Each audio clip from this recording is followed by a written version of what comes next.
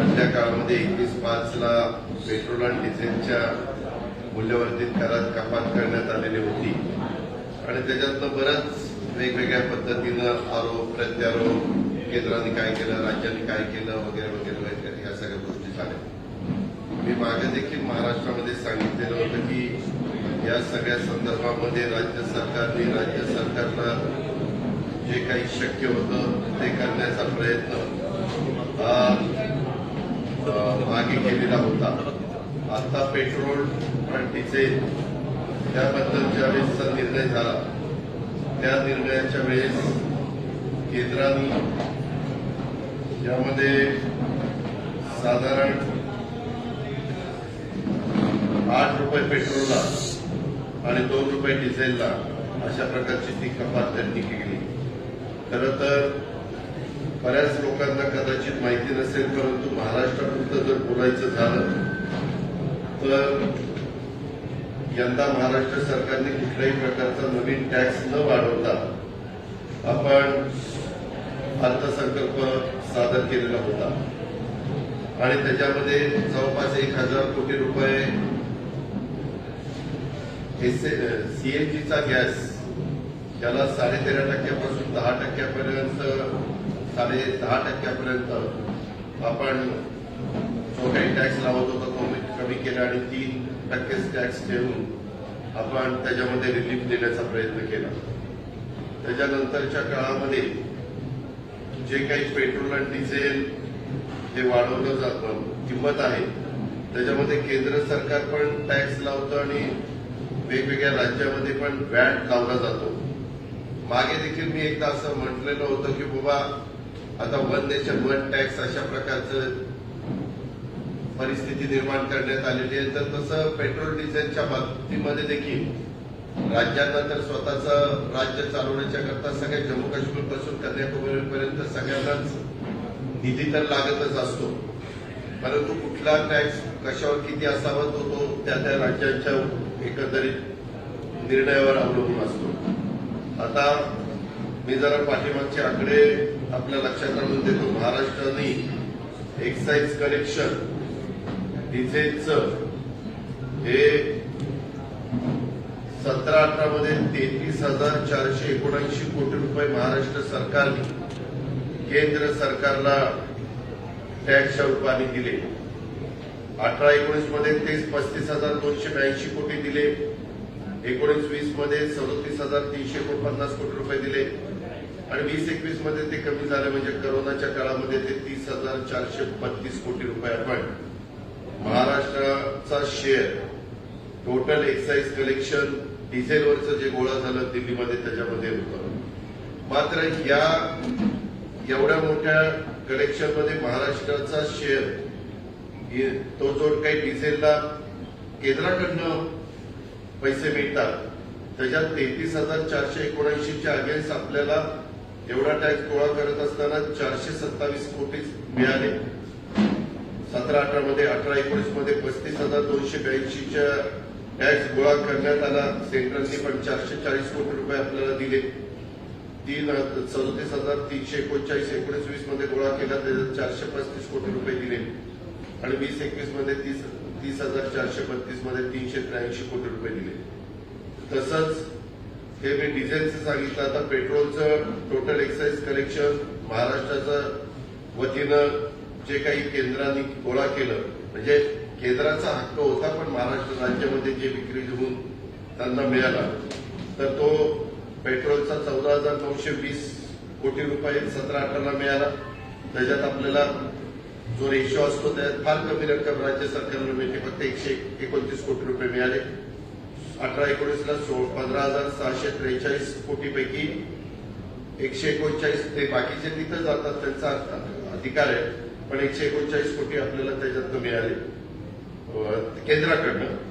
16,134 कोटी 19-20 मध्ये केंद्राला जमा झाले, त्याच्यातनं 147 कोटी आपल्याला मिळाले आणि 14,032 कोटी 20-21 मध्ये जमा झाले, त्याच्यात 138 कोटी रुपये मिळाले।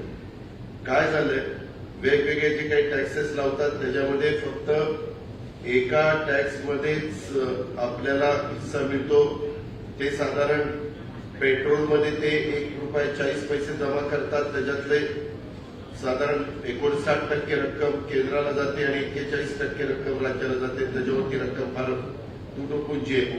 बाकीचे मात्र मोठ्या प्रमाणावर कमिशन ऑफ पंप्स हे पैसे पंपाला म्हणजे जे काही डीलर असतात त्यांना जातात. गव्हर्नमेंट ऑफ इंडियाची एक्साईज ड्युटी प्लस सेस हाही रक्कम सगळी त्यांना जाते. मात्र इथं आपण व्हॅट पण लावत असतो. आम्ही आता व्हॅटच्या बाबतीमध्ये निर्णय घेत असताना त्याच्यात आम्ही हिशोब काढला तर जो काही रक्कम आम्ही कमी केली त्याच्यात 2400 कोटी रुपये राज्य सरकारला मूल्यवर्धित कपातीमुळं राज्याच्या तिजोरीवर तेवढा परिणाम झालेला आहे. म्हणजे 1100 कोटी रुपये सीएनजी मधनं आम्ही जबाबदारी उचलली आणि इथं 2400 म्हणजे 3500 कोटी. परंतु तरी पण भाजपचे नेते म्हणतात की बाबा ह्याच्यात अजून कपात केली पाहिजे. राज्य सरकारला जेवढं शक्य होतं तेवढं करण्याचा प्रयत्न राज्य सरकारने केलाय. केंद्र सरकारला अनेक वेगवेगळ्या माध्यमातून टॅक्सेस मिळतात आणि तुम्ही पाहिलंय की अलीकडे गॅसच्या पण किमती सातत्याने वाढतात. मोठ्या प्रमाणावर किमती वाढून नंतर ते कमी करणं खरं माझ्याकडे ती पण तुम्हाला सांगायला सगळी माहिती आहे, परंतु वेळ भरात जाईल की 2014 सालामध्ये सेंट्रल ड्युटीज किती होती. तर 2014 सालामध्ये सेंट्रल ड्युटी पेट्रोलला ₹9.48 होती, डिझेलला ₹3.56 होती. 2015ला तीच ₹15.40 पेट्रोल आणि डिझेलला ₹8.20 झाली. म्हणजे 14 ते 2022 ह्याच्यामध्ये 14ला पेट्रोलचं सांगतो आधी 14ला ₹2048 2014ला ₹9.48 पेट्रोलवर होती, डिझेलवर ₹3.56 होती. 15ला 15.40 केली आणि 8.20 डिझेलला केली. 16ला ₹19.73 सेंट्रल ड्युटीज लागली आणि डिझेलला ₹13.83. 2017ला ₹19.48 petrol, diesel ₹15.33. 2020ला ₹19.98 petrol, central duties आणि डिझेलला ₹15.83. 20ला ₹32.98 पेट्रोलला ड्युटी आणि डिझेलला ₹31.83. 21 मध्ये ₹27.90 आणि ₹21.80 आणि आता ₹19.90 आणि ₹15.80 अशा पद्धतीनं सेंट्रल ड्युटीज ही पेट्रोल डिझेलवर त्या ठिकाणी करण्यात आलेली आहे.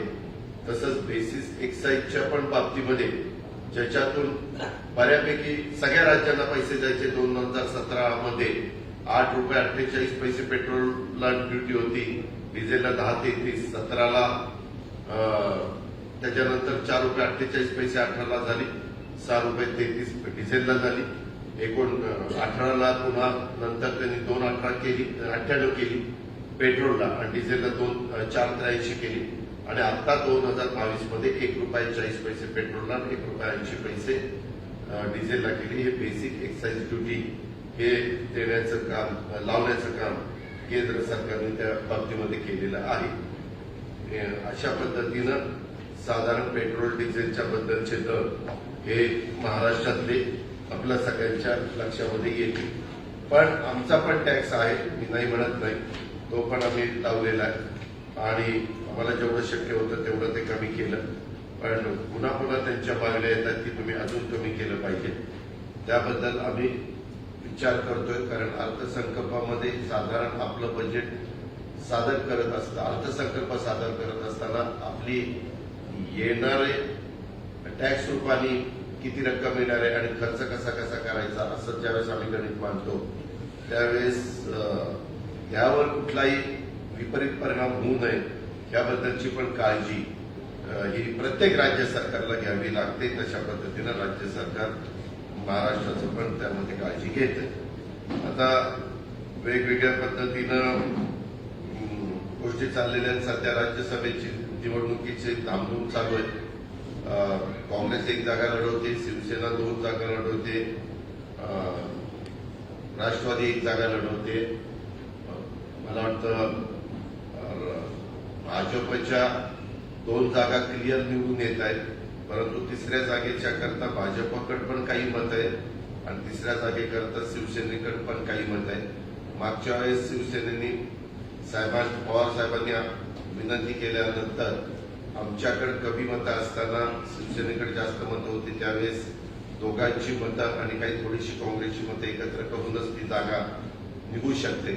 तर त्यावेळेस तशा पद्धतीनं प्रयत्न आपण केलेला होता. यावेळेस आता शिवसेनानी सांगितलं की आता आम्हाला ती जागा मिळाली पाहिजे आणि त्या पद्धतीने त्यांचा तो अधिकारच आहे, कारण त्यांच्याकडे आमच्यापेक्षा जास्त मतं ही राज्यसभेची विधान सभेची उपलब्ध आहे. तर आता लवकरच प्रत्येकाचे उमेदवार जाहीर करायला सुरुवात होईल आणि अंतिम चित्र स्पष्ट होईल. पण माझा स्वतःचा अंदाज आहे की निवडणूक बिनविरोध होणार नाही. निवडणूक होईल, कारण झालं काय, जे पक्षाचे अधिकृत मतदार असतात त्यांना दाखवून मतदान करावं लागतं. मला एक माहिती काल मिळालेली आहे की अपक्षांना दाखवण्याचा अधिकार नाही. मागे गुजरातमध्ये असं काहीतरी दाखवून झालं तर त्यांना अपात्र करण्यात आलं का ते मत बाद करण्यात आलं, असं काहीतरी घडलेलं आहे. त्याच्यामुळं जर अपक्षांनी पण ज्या पक्षाचे सहयोगी असतील त्यांना दाखवण्याचं काम केलं असतं तर मग कदाचित विनोद झाली असती. पण आता सगळा खेळ अपक्षांच्यावर आहे. समाजी राधे के विषय में शिवसेना ने कहा कि आप शिवसेना में शामिल होइए तब हम समर्थन करेंगे, और बीजेपी कह रही है कि शरद पवार ने इसको ट्रैप लगाया. मला पहिल्यांदा मराठीचं मला असं वाटतं की त्याच्या संदर्भामध्ये वेगवेगळ्या प्रकारच्या बातम्या येतात. आता संभाजीराजे हे पवार साहेबांशी पण बोलले, संभाजीराजे हे उद्धव ठाकरे साहेबांशी पण बोलले, अनेक मान्यवरांची ते देवेंद्र फडणवीसांशी पण बोललेल्या बातम्या प्रसिद्ध झालेल्या होत्या. त्यावेळेस सगळे नेत्यांच्याबरोबर त्यांची काय चर्चा झाली मला काही कळायला मार्ग नाही. पण या सगळ्यांची त्यांनी चर्चा केलेली आहे असं कामावर आहे. पण ते सतत म्हणतात की महाविकास आघाडीने आमच्या पाठीत खंजीर बसला, विश्वासघात केला हा आरोप करण्यात येतो की पहिला तयारी दाखवली आणि आता कुणी तयारी दाखवली? शिवसेनेबरोबर चर्चा झाली आणि का शिवसेनेच्या बरोबर आपण सगळ्यांनी बघितलंय. पहिल्यापासून शिवसेना म्हणते की आम्ही आमच्या पक्षाचं तिकीट घेतलं तर आम्ही पुरस्कृत करायला तयार आहे का उमेदवारी द्यायला तयार आहे, अशा पद्धतीची भूमिका घेतलेली आपण सगळ्यांनी मीडियामध्ये पाहिलेली ऐकलेली आणि त्यांच्याही प्रवक्त्यांनी त्याच्याबद्दलचा सूतोवाच केलेला आहे. आता प्रत्येकाचा तो अधिकार आहे कुणी काय करावं. त्याच्यात आमच्याकडे तर मतं जास्त नसल्यावर मागच्या वेळेस आमचा उमेदवार फौजियाताई यांना निवडून आणण्याच्या करता शिवसेनेने मदत केलेली होती. यावेळेस आम्हाला त्यावेळेस शब्द दिलेला आहे की पुढच्या वेळेस आम्ही तुम्ही जो उमेदवार द्याल तो उमेदवार निवडून आणण्याच्या करता आम्ही आमची मतं देऊ. माझ्या माहितीप्रमाणे त्या दिवशी 12 वाजेपर्यंत त्यांना विनंती पण केलेली होती की आपण वर्षावर या आणि चर्चा करा, परंतु काही नंतर दोघांची चर्चा झालेली दिसत नाही. दादा शरद पवारांचा देखील एक नांदेडमधला व्हिडिओ होता, तो व्हायरल त्यांच्याकडून खास करण्यात आला. संभाजीराजेंच्या कार्यकर्त्यांकडून कशा पद्धतीने काय संभाजीराजेंच्या कार्यकर्त्यांकडून एक व्हिडिओ काय व्हिडिओ आहे? आम्ही पाठिंबा दिला, राष्ट्रवादीने पाठिंबा दिला, आम्ही आमची मतं जो असा तो व्हिडिओ आहे पवारांचा आता त्यांनी व्हायरल केला. मला पवार साहेब हे आमचे सर्वोच्च नेते साहेब, मी मागे तुम्हाला प्रेसमध्ये सांगितलेलं होतं की एक जागा राष्ट्रवादी, एक काँग्रेस, एक शिवसेना, आमची मतं आम्ही शिवसेनेला देणार आहोत आणि बीजेपीकडे 2 जागा आरामात निवडून जातील अशी मतं आहेत. 42चा कोटा आहे, 42 × 84 त्यांचे 106 आहेत आणि त्यांनी पण अपक्ष निवडून आले. उदाहरणार्थ रवी राणा, बालदी किंवा राजा राऊत वगैरे अशा पद्धतीनं जे आमदार आहेत ते त्यांच्या विचाराचे आहेत. त्यांच्याकडं बघितलं तर 42 × 84 ते 16 आणि ते वरचे 6, 22 आणि हे काही असे त्यांच्याकडे पण 27-28 मतं आत्ताच्या घडीला आहे.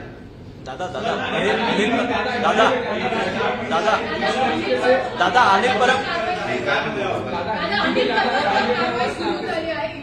जवळपास 7 जागांवर छापेमारी सुरू झाली आहे आणि अनिल परबांवर कारवाई म्हणजे मुख्यमंत्र्यांच्या जवळपर्यंत ईडी आली आहे अशी पण चर्चा सुरू आहे.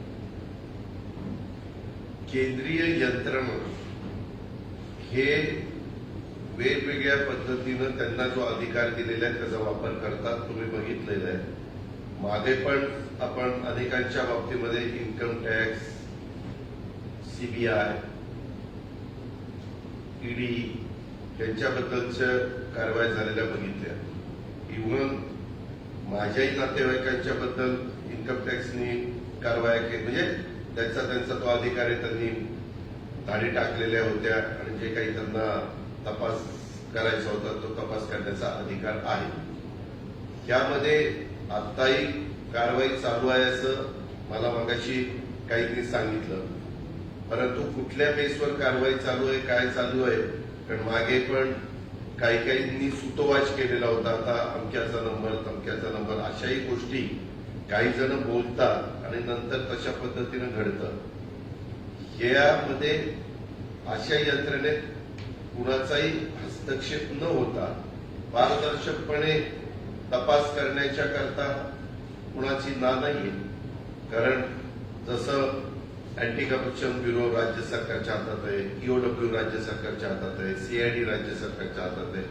त्याच्याही संदर्भात जर कुठल्या काही तक्रारी आल्या तर त्या राज्य सरकारची पण यंत्रणा कारवाई करू शकते, तसे सेंट्रलची पण यंत्रणा कारवाई करू शकते. तो अधिकार कायद्याने नियमाने त्यांना दिलेला आहे, पण त्याचा गैरवापर होऊ नये एवढी माफक अपेक्षा मात्र सर्वोच्च असते. दादा मनी लॉन्ड्रिंगचा केस पण झाला. या प्रकरणी मनी लॉन्ड्रिंगचा केस पण झालेला आहे. नाही, मला त्याची माहिती नाही. मी तुम्हाला सांगितलं ना, मी सकाळी 7 वाजता इथं आलो. जोपर्यंत दुसरी बाजू जर समजूनच घेतली नाही तर मी आज काहीतरी बोलायचं, त्याच्यात तर तिसरंच काहीतरी असायचं. पुन्हा ब्रेकिंग न्यूज अजित पवार सांगतायत एक झालं एक. मी बाकीची गोष्ट माहिती घेतल्याशिवाय सांगणार नाही. पण मी आधी तुम्हाला सांगितलेलं की केंद्राच्या यंत्रणांना, राज्याच्या यंत्रणांना चौकशी करण्याचा अधिकार आहे. त्या चौकशीचा गैरवापर कुठल्याही म्हणजे केंद्राने पण आणि राज्यांनी पण कुणाच्या बाबतीमध्ये त्या ठिकाणी करू नये. जर तशा प्रकारचे माहिती असेल तर जरूर तो अधिकार त्यांचा आहेच. कायद्याने नियमाने आपण दिलेला आहे. सरकारला धोका निर्माण होतो, कारण शिवसेनेवर कारवाई होते आणि परत हे उद्धव ठाकरेंच्या जवळचे मानले जातात. कुठेतरी शिवसेनेच्या जवळचा हा फास वाढत चाललाय का? आधी त्यांच्या कुटुंबियांवर झाला आणि आता अनेक परत. या संदर्भामध्ये मी आपल्याला सुरुवातीपासून सांगतोय, राष्ट्रवादीच्या पण काही सहकाऱ्यांच्यावर अशा पद्धतीनं कारवाई झालेली आपण सगळ्यांनी पाहिलेली आहे. शिवसेनेच्या संदर्भामध्ये आता कारवाई त्या ठिकाणी झाली. मोदी मला वाटतं स्टँडिंग कमिटीच्या चेअरमनवर पण कारवाई त्या ठिकाणी झाली. अशा प्रकारचा अधिकार त्यांना आहे, परंतु त्याचा गैरवापर होऊ नये हीच सगळ्यांची माफक अपेक्षा आहे. इस तरीके से रेड हुई है अनिल परब के यहाँ और कई ठिकानों पर, और उसके पहले भी कुछ लोग पॉलिटिकली आकर बोलना कि इनका नंबर है उनका, इसको कैसे देखते हैं आप? और आज की रेड मैंने आपको शुरू में ही बताया कि ये पूरा ट्रांसपेरेंसी से होना चाहिए. जो भी उनको तो अधिकार है, सेंट्रल को भी कुछ एजेंसी को अधिकार दिया है, वैसा स्टेट को भी अधिकार दिया है. स्टेट हो या सेंट्रल हो, हर एक गवर्नमेंट ने वो अधिकार जब उसके बारे में वो कार्रवाई करते हैं तो पॉलिटिकल एंगल से कार्रवाई नहीं होनी चाहिए. इतना ही मेरा कहना है. इसके पहले भी एनसीपी के कई नेताओं पर इस तरीके की कार्रवाई हुई, आपके रिश्तेदारों के ऊपर भी कार्रवाई हुई, लेकिन उन सारी चीजों में कहीं ना राजनीति नजर आए. सामने राज्यसभा का चुनाव है, उसको कैसे देखते हैं? जब तक उसके बारे में पूरी जानकारी मुझे नहीं मिलती, मैंने शुरू में ही आपको बताया कि सेंट्रल को, स्टेट को, उनके एजेंसीज को ऐसे कार्रवाई करने का अधिकार है, लेकिन वो अधिकार जब वो उसकी अमलबजारी करने की कोशिश करते हैं तो उसमें ट्रांसपेरेंसी होनी चाहिए. पॉलिटिकल एंगल से किसी ने भी वैसी कार्रवाई करने की जरूरत नहीं है. ये कार्रवाई किस एंगल से हुई है मुझे पता नहीं. राज्यसभा के सीटों को लेकर किस तरीके से क्या सरकार पे दबाव बनता है? क्योंकि मंत्री है, दो मंत्री वक्त मुझे उसके बारे में ज्यादा कुछ मालूम नहीं. राज्यसभा की सीटों को लेकर के किस तरीके से दूसरी सीट लाने की महाविकास आघाड़ी की प्लानिंग है, जो 6ठी सीट है उसको लेकर बीजेपी भी कोशिश कर रही है. संभाजी राजे इस तरीके से लगातार कह रहे हैं कि महाविकास आघाड़ी ने सपोर्ट नहीं किया. और शिवसेना को किस तरीके से देना नहीं चाहिए? नहीं, उसके बारे में हमारे पार्टी में सपोर्ट किसको करने का है वो अधिकार पवार साहब को है, शिवसेना में वो अधिकार उद्धव जी ठाकरे साहब को है, और कांग्रेस में वो अधिकार सोनिया जी के हाथ में है। तो ये लीडर लोग तय करते हैं ना कि क्या करना चाहिए क्या करना चाहिए। हम तो स्टेट में काम करने वाले उसके बारे में डिसीजन नहीं ले सकते। और उन्होंने ये सब लीडर लोगों के साथ बात की, क्या बात हुई वो मुझे पता नहीं। अपक्ष की कितनी भूमिका आप मानते हैं 6ठी सीट के लिए इस समय? अपक्ष जिसको सपोर्ट करेंगे उसकी जब सीट जीत के आ सकती है। सर, गेल्या अनेक दिवसांपासून ईडीच्या कारवाया होतात, अनेक कारवाया होतात, परंतु त्या कारवायांमध्ये काही सार्थक होत नाही, कोणत्या व्यक्तीवर केसेस किंवा त्याला शिक्षा होत नाही। हे फक्त राजकारणामध्ये भीतीचं वातावरण तयार करण्यासाठी आहे। एक मिनिट, कुठली कारवाई झाली की लगेच काही शिक्षा होते असं नाही, त्याला काही प्रोसिजर आहे ना। उद्या तुम्ही जर चुकून एखाद्या व्यक्तीने एखाद्याचा खून केला लगेच फाशी शिक्षा काय, त्याला सेशन कोर्ट आहे, त्याला हायकोर्ट आहे, त्याला सुप्रीम कोर्ट आहे, त्याला शेवटी राष्ट्रपतींच्याकडे पण तो याचा अर्ज तो त्या ठिकाणी करू शकतो। ही प्रोसिजर आहे। ही जशी न्याय व्यवस्थेमध्ये आहे तसं या यंत्रणेमध्ये देखील कारवाई झाल्यानंतर त्याची प्रोसिजर करण्याची काही त्याला टाइम आहे, त्या पद्धतीनं त्यांचं काम चालत असतं। दादा, बीजेपी अध्यक्ष शंकर पाटिल ने बयान दिया है कि सुप्रिया सुले को गांव छोड़कर घर में भोजन बनाना चाहिए। क्या घर में भोजन बनाना चाहिए। किसको किसने कहा कि राजनीतिक छोड़ना क्या करना, अरे का अधिकार है। मैंने आपको बताया कि आज से आप मीडिया का काम छोड़ दो। अरे अजीत पवार को वैसा बताने का क्या अधिकार है?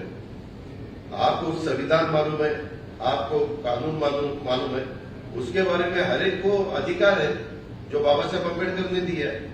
ये दूसरा कोई कह नहीं सकता हाँ चलो अभी आप घर पे बैठो। तो मैं किसने कहा आपको ये ऐसा? तो मैं उनको बताता हूँ, आप जाके कोल्हापुर में बैठो घर में, चलेगा क्या? चलेगा क्या? नहीं चलेगा। नहीं तो आप ब्रेकिंग अजित पवार ने दादा को बताया कि आप अभी घर पे जाओ और घर पे बैठो, ऐसा नहीं। मैं भी नहीं उनको कह सकता और वो भी मेरे बहन को नहीं कह सकते, उनको वो अधिकार नहीं है। वो अधिकार डेमोक्रेसी में लोगों को है। लोगों को किसको वहां बिठाना, किसको नहीं बिठाना, किसको किसका पराजय करने का, किसका जय करने का है, वो तो मतदार का अधिकार है, वोटर का अधिकार है। सर, महिलाओं का अपमान नहीं है, जो महिलाएं काम कर रही है इतने ऊंचे स्तर पर पहुंच गई है, कंधे से कंधा लगा के लड़ रही है। आप ही सोचो ये महिलाओं का तो नहीं या नहीं। सर, ते हिमालयात जाणार होते असं त्यांनी भाष्य केलं होतं। उसके बारे में मुझे कुछ बोलने का नहीं। कुछ लोग थोड़ा लोगों को अच्छा लगने के लिए, उनके कार्यकर्ताओं को अच्छा लगने के लिए ऐसे कुछ स्टेटमेंट कर देते हैं और फिर बाद में बोलते हैं कि नहीं वो स्टेटमेंट था। आरटीआई के खुलासा हुआ है कि 2,44,000 पद सरकार के सरकारी विभाग में रिक्त पड़े हैं, उनको भरने की प्रक्रिया कब तक होगी? चालू है। बीच में मेरे ख्याल से एजुकेशन डिपार्टमेंट की, पुलिस डिपार्टमेंट की, सबको हमने परमिशन दी है। जितने जगह जो खाली है, बहुत से खाली है, लेकिन कुछ जगह हम तुरंत भरने वाले नहीं है। वो ज्यादा करके सिपाही हो, पियून हो या ड्राइवर हो, ये कॉन्ट्रैक्ट बेस पे लेने का इरादा है। लेकिन जो टेक्निकल पोस्ट है वो भरने के लिए परमिशन दिए। बीच में कुछ पेपर फूटा, हमने देखा, इसीलिए उसको स्टे मिला। अभी वापिस एमपीएससी उसके बारे में काम कर रही है। 3 एजेंसीज को कैबिनेट ने चुना है कि ये उन्होंने डिसीजन लेना चाहिए। मेरे ख्याल एमकेसीएल है, टाटा की कुछ कंपनी, हाँ वो कोई कंपनी है और एक कंपनी है ये जो स्टैंडर्ड कंपनी है उनके तरफ से ये, और हमारी गवर्नमेंट ऑफ महाराष्ट्र की एमपीएस पेट्रोल डीजल को लेकर अभी भी लोगों में असमंजस है। कहा जा रहा है कि राज्य सरकार जो 2200 करोड़ का बोझा बढ़ रहा है। बीजेपी का कहना है कि कोई भी ऐसे कर्ज अब तक माफ नहीं किया है, किसी तरह कोई याद नहीं करा, क्या है? अरे तुरंत डिपार्टमेंट ने मेरे ही डिपार्टमेंट फाइनेंस ने निकाला था ना, वो स्टेटमेंट निकाला था, मेरे पास है और मैंने खुद मीडिया में देखा है वो स्टेटमेंट। कितना बोझा पड़ रहा था? मैंने बताया ना, petrol, diesel, gas, CNG gas सबका मिलके 3,500 करोड़ रुपए का बोझा है। किसका देखते हैं? जिस तरह से उन्होंने कहा कि गलत ज्ञान करा चीजें सरकार सामने रहती है, घर घर जाके बताएंगे कि इन्होंने किसी तरह पेट्रोल और डीजल में कमी नहीं की है। इस तरह से बीजेपी का आरोप है देश में। अरे उनका आरोप जो है सो है, मुझे उसमें कुछ लेना देना नहीं है। मैंने आपको बताया कि हमने इतना पैसा कम किया है, या हमने आपको क्लियर बताया है और उसके बारे में स्टेटमेंट भी निकाला है।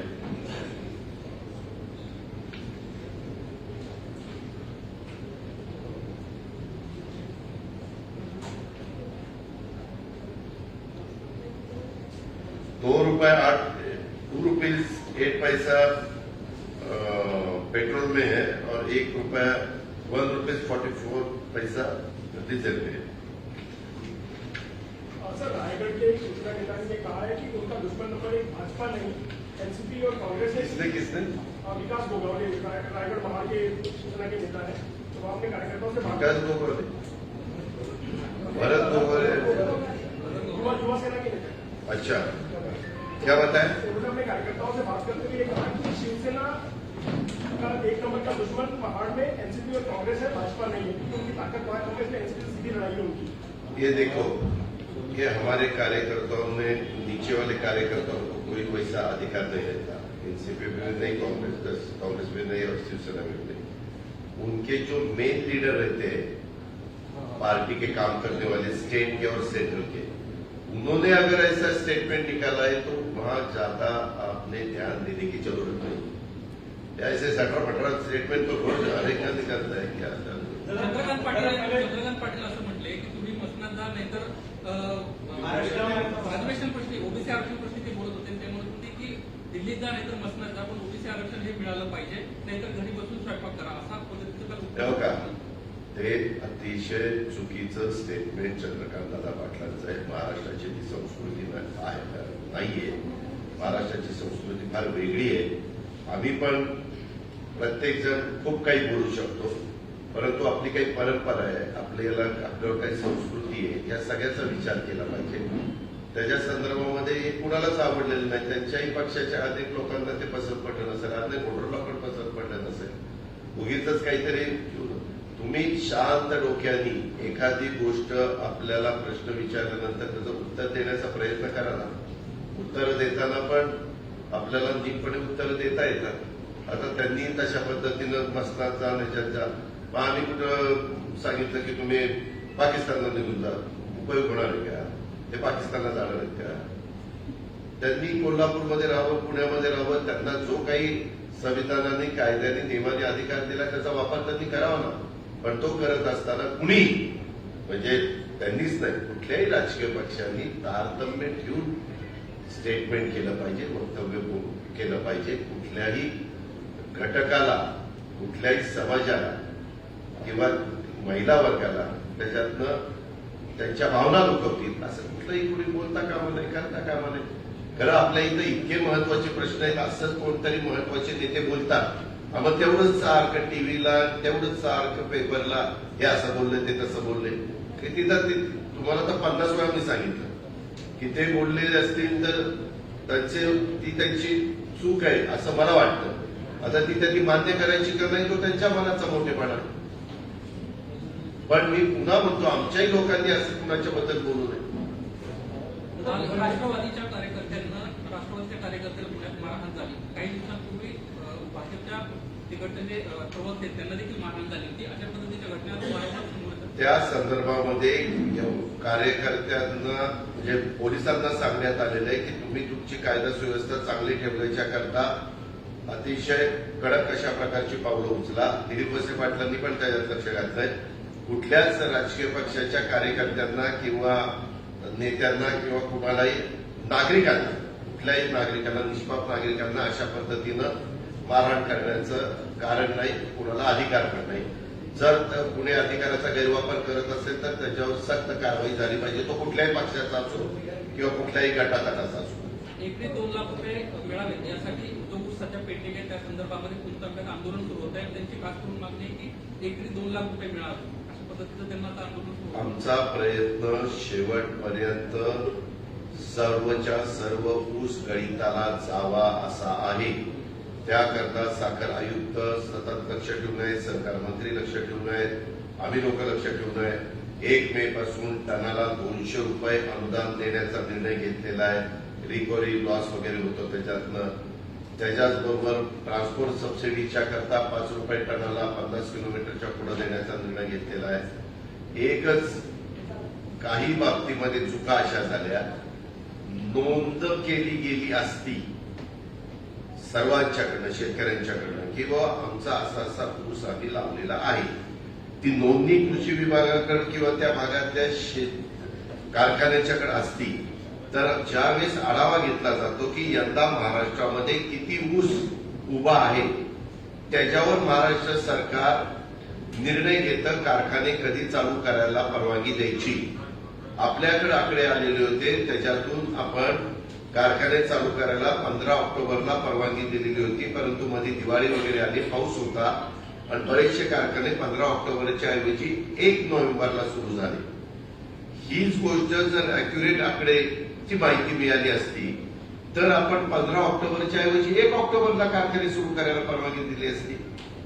1 ऑक्टोबरला केले असते तर त्यावेळेस थंडी असते, मजुरांना ऊस तोडणं सहज शक्य होत असतं, कारण उन्हाची तीव्रता इतकी नसते. जसं जसं एप्रिलच्या नंतर उन्हाची तीव्रता वाढायला लागते तसं तसं मजुरांचं काम करण्याच्यावर पण मर्यादा येतात आणि मग एखादा कारखाना जर 5,000 चाललेला असेल तर तोच कारखाना 3,500 3,000 खाली येतो. मजूर तेवढेच असतात. त्याकरता आता आम्ही हा प्रयत्न करतोय की यंदाच्या वर्षी किती लागण आहे ती बघून ऑक्टोबर 1ला कारखाने सुरू करायचे, 15ला करायचे का 1 नोव्हेंबरला करायचे, तो लवकर निर्णय त्या ठिकाणी घ्यायचा. नंबर 1.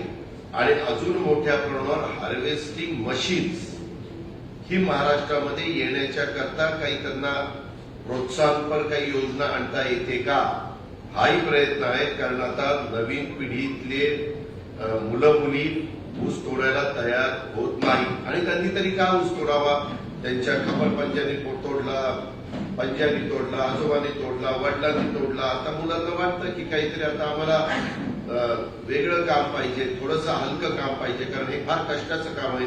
पहाटे जाऊन फळामध्ये 4 वाजता ऊस तोडायला सुरुवात करावी लागते. अशा या सगळ्या गोष्टी आहेत. तर आमचा प्रयत्न काही झाला. मी कालच रात्री पुन्हा सहकार मंत्री आणि साखर आयुक्त आम्ही दोघं चर्चा करत होतो. त्याच्यात आत्ता ऊस आपल्याकडे बीड जिल्ह्यामध्ये, नांदेड जिल्ह्यामध्ये, लातूर जिल्ह्यामध्ये आणि जालना जिल्ह्यामध्ये या 4 आणि साताऱ्यामध्ये अजिंक्यतारा सहकारी साखर कारखान्याच्या कार्यक्षेत्रामध्ये तिथं आहे. आम्ही त्यांना सतत सांगतो की आम्ही तुम्हाला मदत करतोय. संपूर्ण ऊस गळिताला जाईपर्यंत कृपा करून कारखाने बंद करू नका, अशा पद्धतीनं आदेश राज्य सरकारने काढलेले आहेत. एक और सवाल है, मुंबई से सटे भिवंडी के किसान लगभग 25 से 30 हजार बता रहे हैं, 16,000 हेक्टेयर में धान की खेती लगाते हैं. कहा भिवंडी तालुका में 16,000 हेक्टेयर में धान की खेती लगाते हैं. उनका कहना है कि इस बार हम धान की खेती नहीं लगाएंगे क्योंकि राज्य सरकार 700 रुपये प्रति क्विंटल जो बोनस देती थी, इस बार उसमें नहीं देने का फैसला किया. आपको किसने बताया नहीं देने का फैसला किया?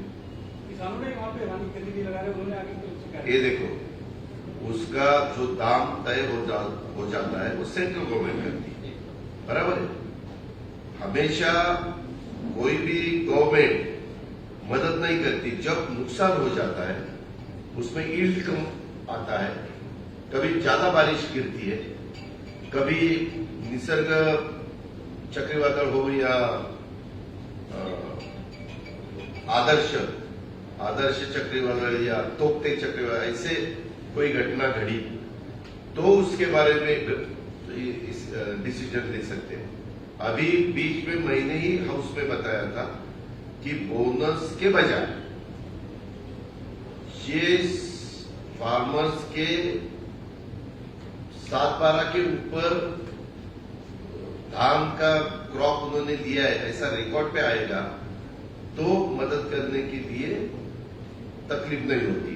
अभी क्या होता है या खाली भिवंडी का बोलते हैं, उतना ही नहीं, अपना गढ़चिरौली, चंद्रपुर, भंडारा, गोंदिया उस एरिया में भी धान बहुत ईल्ड निकलते हैं। वहां लोग उनका मेन क्रॉप धान ही है। तो उसके बाजू में छत्तीसगढ़ है, मध्य प्रदेश है, ये 2-3 स्टेट बाजू में है और अपने स्टेट के बॉर्डर और उनकी बॉर्डर एकदम नजदीक है। तो कभी कभी वहां का भी धान अपने गढ़चिरौली, चंद्रपुर, भंडारा, गोंदिया में आता है और वो बोलते हैं कि हमें भी बोनस दे दो। अपने फार्मर्स को बोनस देने के लिए सरकार ने तो 2 दफा डिसीजन लिया, इससे पहले की सरकार ने भी लिया था बीजेपी के, लेकिन उन्होंने इतना बोनस नहीं दिया था जितने महाविकास आघाड़ी से गवर्नमेंट ने दिया था। लेकिन बाद में पता चला कि इसका गलत इस्तेमाल हो रहा है। इसमें बाहर के स्टेट के फार्मर्स भी खुद को बोनस देने के लिए दिखाते हैं कि हमने ये धान महाराष्ट्र में उगाया और महाराष्ट्र गवर्नमेंट ने अभी हमें बोनस देना चाहिए। इसीलिए दूसरा रास्ता हम ढूंढ रहे कि जो रास्ता महाराष्ट्र के फार्मर्स को ही उसका फायदा हो जाएगा ऐसा हम बंदोबस्त करें। दादा आणखी मोठे नेते काँग्रेस पक्ष सोडून जाणार आहे. काँग्रेस नेतृत्व तत्पूर्त वाटतं असेल.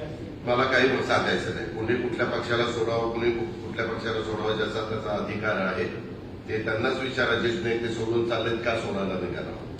दादा गोंदिया जिल्ह्यामध्ये काही तालुक्यांमध्ये शासकीय धान खरेदी केंद्र अजूनही बंद आहे, रबी फसल निघालेली आहे. तसं नाही आहे धानाच्या संदर्भात मला तर नाव द्या. सळगर्जुनी तालुका. हा, मी आता तुमची नोंद घेतलेली आहे. तिथं गेल्यानंतर सांगतो कलेक्टरला की तिथं धान खरेदी करण्याच्या करता परवानगी द्यावं. राज्यभरातल्या 20,000 परिचारिका आज संपावर गेलेल्या आहेत. त्यांचं म्हणणं आहे की कंत्राटीकरण सध्या सुरू आहे, याला आमचा विरोध आहे. यामुळे आता वैद्यकीय सेवेवर परिणाम होण्याची शक्यता दिसते. परिणाम होणार नाही अशा प्रकारची काळजी घेऊ. धन्यवाद. थँक्यू.